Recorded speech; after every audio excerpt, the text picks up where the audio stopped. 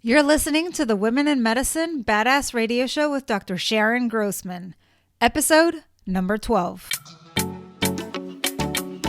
Welcome to the Women in Medicine Badass Radio Show, where we deal with the real issues to get you from overwhelmed to optimal. And now, your host, Dr. Sharon Grossman. Hello, my Wimbas. Welcome to another episode with me, Dr. Sharon Grossman. I'm so glad that you're here because today I want to talk to you about passion. I am very fortunate to be passionate about my work as a coach and about other things in life, so I make sure to check the boxes of my passions and create a lifestyle that allows for both. So today we're going to talk about what passion is, what you can do if you aren't sure about your passion, and I have a personal challenge for you at the end. As we begin, I like to first define what passion is to clear the weeds. Think of passion as something over which you feel a ton of enthusiasm. It can be toward an activity, a person, or a cause. Oprah Winfrey said, "Passion is energy. Feel the power that comes from focusing on what excites you." So when we focus on things that we are enthusiastic about, we feel a surge of energy, and this is your personal power. Sometimes people say, "I can't find the passion or something I'm good at." If that's you, hear this. Passion is closer to interest than it is to talent or ability. If you don't know what you want from life, you might be experiencing an identity crisis, in which case you just need to spend more time getting to know yourself.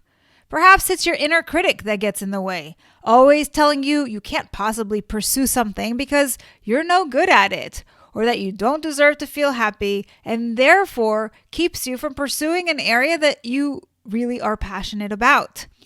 If you find that you don't want to do anything, this doesn't mean you're not passionate. It just means you aren't motivated. You might be depressed. To find out, see if there are any thoughts going through your mind that sound like, "What's the point?" For those of you who are a bit disconnected from yourselves, sometimes you can find your passion simply by being with someone else. That's when you start talking about things in your life, and they can often recognize passion in you. I've had this happen to me on several occasions where I was talking about something I was passionate about, and the person said to me, "I can see you're all lit up about this." Also, recognize that passion doesn't have to be an activity. It can be a form of engagement. Maybe you're passionate about deep conversations with a good friend. You might feel passionate about problem solving when someone you care about is stuck, which gets your creative juices flowing. Maybe your passion is the end result after cleaning or organizing your space. You feel passionate about creating organization out of chaos. In other words, passion can be anything, but the clearer you are about what gives you that jolt in life, the more intentional you can be about spending time doing that thing. And if you're curious about how to find your inner self, I recommend you read The 7E Solution to Burnout, even though you aren't necessarily burning out. That's because I walk you through an entire section on getting acquainted with yourself, and by building up your self-awareness, you'll discover who you truly are. I want to leave you with 2 quotes on the subject. The first is by comedian Wanda Sykes. She says, "If you feel like there's something out there that you're supposed to be doing, if you have a passion for it, then stop wishing and just do it." The second is by the admirable Mark Twain, who said, "Years from now, you will be disappointed by the things you didn't do than by things you did do." And now it's your turn. If you want to discover what your passion is, follow these 3 steps. Number 1, think back to your childhood and early adulthood and list everything you were passionate about then. Maybe you loved riding your bike or bouncing on a trampoline. Maybe you loved helping your mom cook or traveling abroad to foreign countries. It can be anything.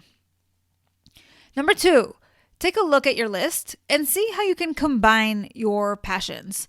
Let's say you loved writing and movies. Perhaps you would enjoy reviewing movies for a blog. I actually know someone who's an author and loves movies. She now reviews movies for Netflix. Number 3, now consider the future and how you might incorporate this passion into your life. If it is something you can make money from, perhaps you can start a side gig, but you don't have to monetize it. Give yourself permission to just enjoy it. Maybe after work or on weekends or holidays. If you take this challenge on and discover something cool about yourself, please share it with me by leaving a comment on the podcast. And if you found anything I said valuable, please rate and review this episode, and don't forget to subscribe in your favorite podcast app. I'll see you next week.